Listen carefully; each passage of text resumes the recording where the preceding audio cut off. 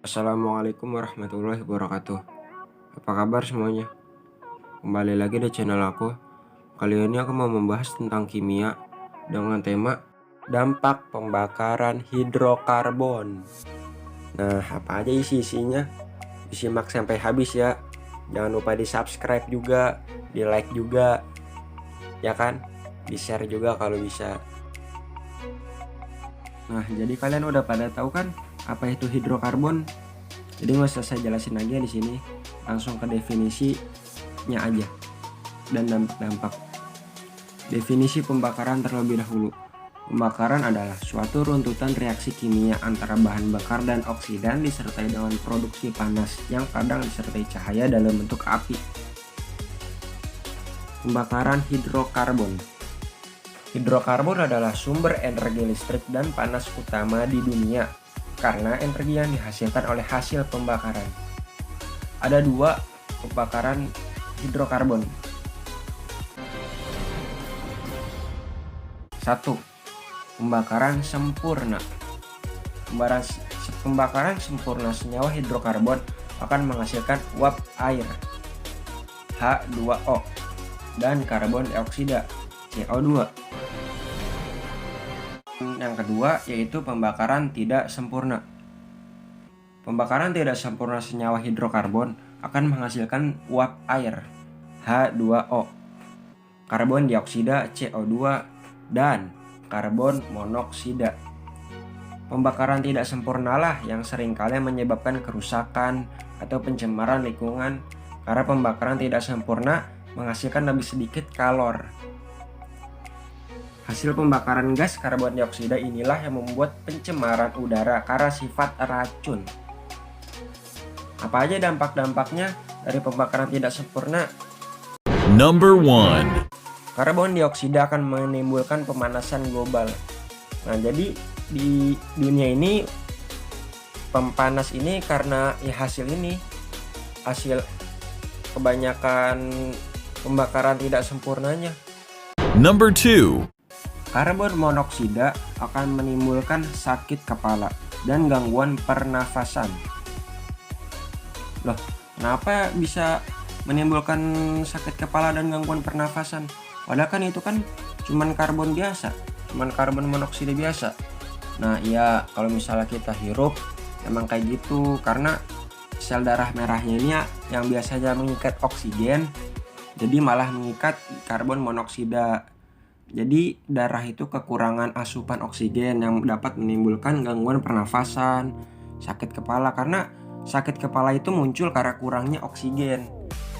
Makanya kalau misalnya mau belajar gitu kan harus sering-sering tarik napas karena biar otaknya itu menerima oksigen lebih banyak. Nah kalau nggak ada oksigen ya pusing, sakit.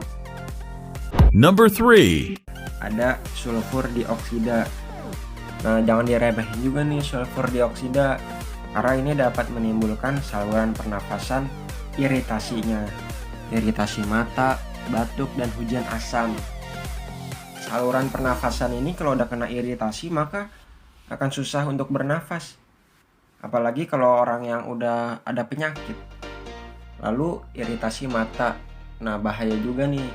Batuk juga. Nah ini hujan asam.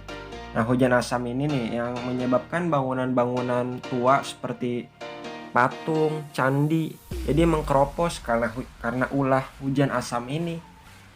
Hujan asam ini beda sama kayak hujan biasa. Kalau hujan biasa kan kayak awan gitu kan, gumpalan terus turun jadi air biasa santuy.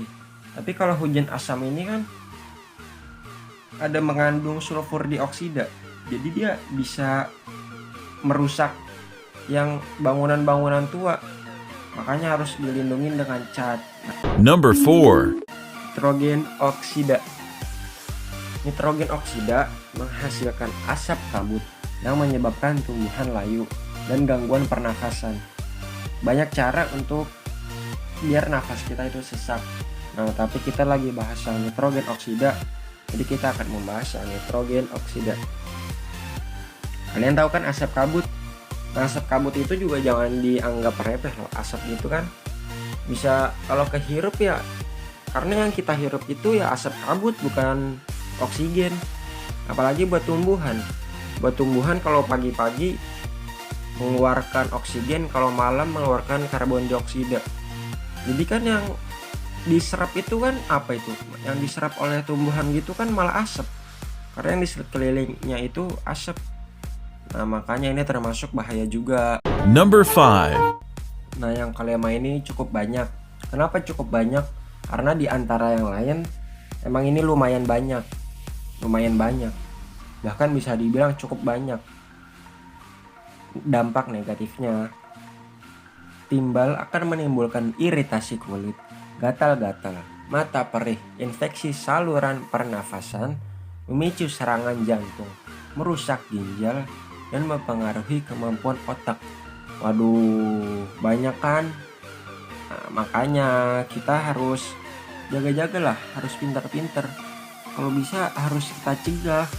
Karena ini bukan 1-2 orang yang kena, banyak. Umat juga kadang jangan egois lah, kita harus memikirkan sendiri. Kalau kayak gini kan orang-orang Indonesia juga yang kena. Apalagi bisa mempengaruhi kemampuan otak. Yang memegang kendali tubuh kan otak, bahaya. Maka dari itu kita sebagai manusia harus menanggulangi masalah ini dengan serius. Ini emang masalah serius, karena tindakan kita dapat meminimalisir pembakaran yang membuat tercemarnya lingkungan kita. Kalau bukan kita, siapa lagi coba? Ayo. Nah, inilah video singkat dari saya. Kurang lebihnya mohon maaf karena saya masih belajar.